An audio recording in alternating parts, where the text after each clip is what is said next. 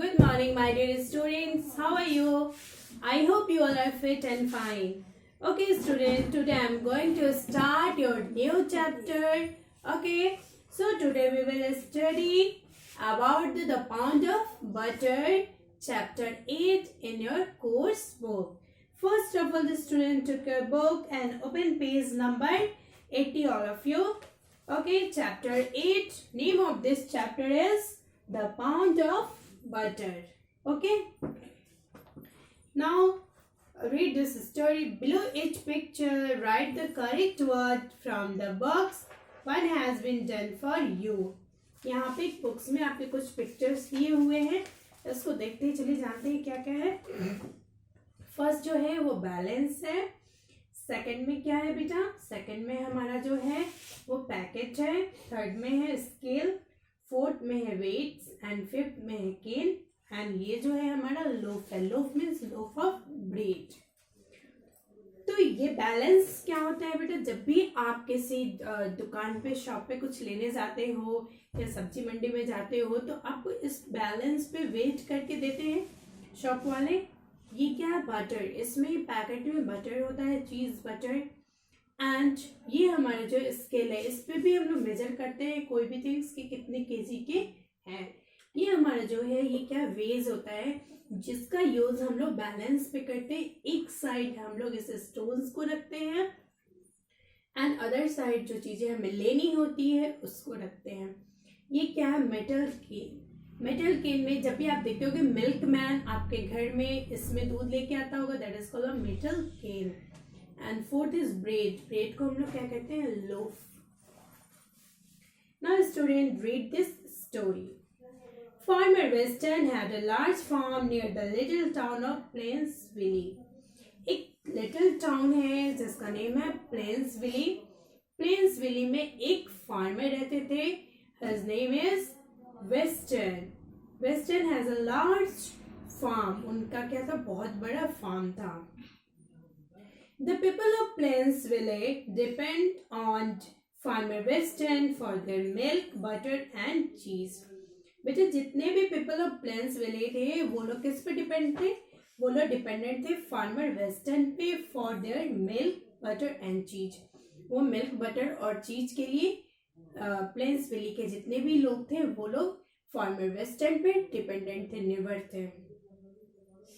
Even Mr. Carson, the baker, bought his supplies from Farmer Weston. Even यहाँ तक कि mister Carson के baker जो थे उनकी बेकरी में जितनी भी चीजें लगती थी वो कौन सप्लाई करता था? Farmer western. Every morning farmer western drop up to the bakery and deliver the day's supply. प्रत्येक दिन सुबह में जो फार्मर वेस्टर्न थे वो मिस्टर कार्सन को सारी चीजें सप्लाई कर देते थे, डिलीवर कर देते थे उनकी शॉप पे, बेकरी पे। Milk came in large metal cans. There were large round blocks of creamy cheese, and the golden yellow butter came in 1 pound packets shaped like bricks. तो जो फार्मर वेस्टर्न थे वो मिल्क किस में लाते थे? मेटल कैंस में, that is called a metal cans. And जो क्रीमी चीज था वो राउंड ब्लॉक्स में थे, ठीक है, एक पैकेट में। एंड बटर भी एक 1 पाउंड ऑफ पैकेट में पैक था, shape like a bricks. Bricks के शेप में। ब्रिक्स मीन्स क्या होता है? ईट। Mister Carson was a good baker. His cakes were the lightest in town and the bread was delicious. जो मिस्टर कार्सन थे वो एक बहुत अच्छे क्या थे? बेकर थे। और उनका जो केक था वो बहुत लाइटेस्ट था टाउन में, और उनका जो ब्रेड था वो बहुत डिलीशियस। डिलीशियस मीन्स क्या होता है? Tasty, yummy. Okay, mister Carson enjoyed his work. वो अपने वर्क को बहुत एंजॉय करके करते हैं। But this morning mister Carson was frowning. But एक दिन ऐसा हुआ, एक दिन सुबह में जो मिस्टर कार्सन थे वो बहुत गुस्से में थे, एंग्री थे। What is the meaning of frowning? Frowning means होता है एंग्री एक्सप्रेशन या टू मेक अ वेरिट, यानी कि गुस्सा होना। किसी चीज से आपको गुस्सा आता है तो आप अजीब से फेस बना लेते हो। तो मिस्टर कार्सन भी उस दिन एक सुबह में बहुत एंग्री थे, गुस्से में थे। क्यों थे चलिए जानते हैं। For some days his cakes had not turned out as well as they usually did. कुछ दिनों से उनका जो केक था वो अच्छे से नहीं बन रहा था, जैसे वो पहले बनता था वैसा नहीं हो रहा था। There was something wrong. कुछ तो गलत था। उनको लगा कि कुछ तो गलत है जिसके कारण मेरा केक पहले की तरह नहीं बन रहा है। He could not understand, but उनको समझ नहीं आ रहा था कि आखिर प्रॉब्लम क्या हो रही है कि मेरे केक पहले की तरह नहीं बन रहे हैं। He had used the same amount of everything: butter, sugar, eggs and flour. हमें केक बनाने के लिए कौन कौन सी चीज चाहिए होती है? Butter, sugar, eggs and floor. Floor means क्या होता है? मैदा। तो मिस्टर कार्सन कहते हैं कि मैं तो जितना पहले यूज करता था उसे सेम अमाउंट में मैं अभी भी butter, sugar, eggs and floor use करता हूँ, but the cakes were not the same. लेकिन जो केक थे वो पहले की तरह नहीं, अभी भी नहीं हो रहे थे, सेम नहीं हो रहे थे। Mister Carson began to get suspicious.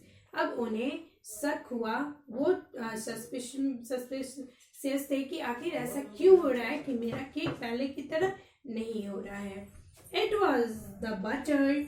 उन्हें शक हुआ कि ये हो ना हो बटर के कारण ऐसा हो रहा था कि मेरे केक पहले की तरह नहीं हो रहे हैं। He was sure of it.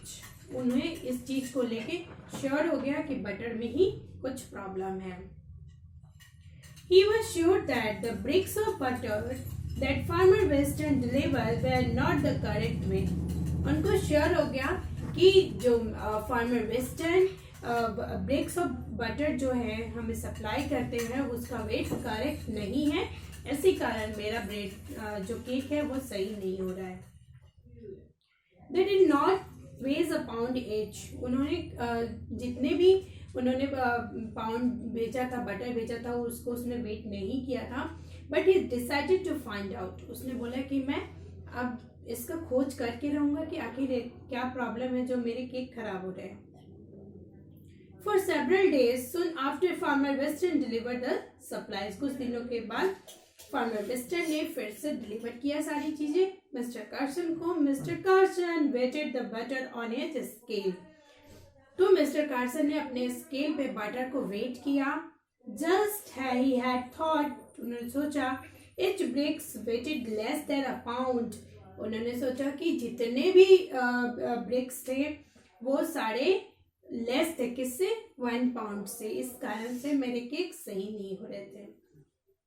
Mister Carson was very angry. अब जब उन्होंने स्केल पे वेट किया तो उनको बहुत गुस्सा आया कि इसी कारण से मेरा केक खराब हो रहा था, क्योंकि जो फार्मर वेस्टर्न है उन्होंने चीट किया, उन्होंने वेट में कम दिया था बटर, इसलिए मिस्टर कार्सन को बहुत गुस्सा आया। फिर no wonder his cakes were not turning out right. इसी कारण से मेरे केक जो थे अच्छे नहीं हो रहे थे और अच्छे नहीं बन पा रहे थे।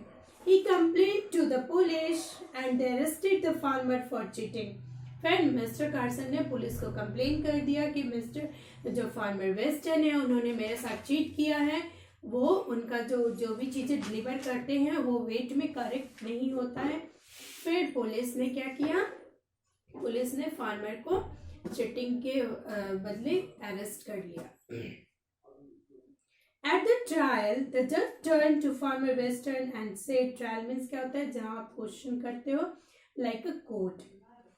ट्रायल में जज ने पूछा मुड़ के फार्मर वेस्टर्न से कि the baker says that you have sold him butter that is not the correct weight. जज ने बोला फार्मर वेस्टर्न से कि बेकर कह रहा है कि जो आप बटर सोल्ड करते हो, बेचते हो, वो करेक्ट वेट का नहीं है, सही उसका वजन नहीं है। Do you have weighing scale at home? जज ने पूछा क्या तुम्हारे घर पे वेजिंग स्केल है? No your honour, replied the farmer. Then how do you weigh the butter you shed? Asked the जज। Farmer western replied, I can explain that your honour, I use a balance but my little son lost the weight after playing with thing. उसने बोला कि मेरे घर पे था, लेकिन जो मेरा लिटिल सन है उसको खेल के वेस्ट को क्या किया, गुम कर दिया. So now when I want to waste the butter, I use a 1 pound loaf of bread that I buy from Mr. Carson. तो मैं अब जो भी सेल करता हूँ बटर, सॉरी, तो मैं क्या करता हूँ, मिस्टर कार्सन से जो मैंने 1 पाउंड लोफ ऑफ ब्रेड लिया है, एक साइड बैलेंस पे मैं वो यूज करता हूँ और दूसरे साइड मैं अपना बटर रखता हूँ. तो मैं उन्हीं के लोफ ऑफ ब्रेड के वजन से उनको बटर देता हूँ. तो बेटा इस स्टोरी से आपको क्या सीखने को मिला? This is the moral of the story कि जैसा आप किसी के साथ करते हो वैसा आपको मिलता है. तो चीटिंग कौन कर रहा था?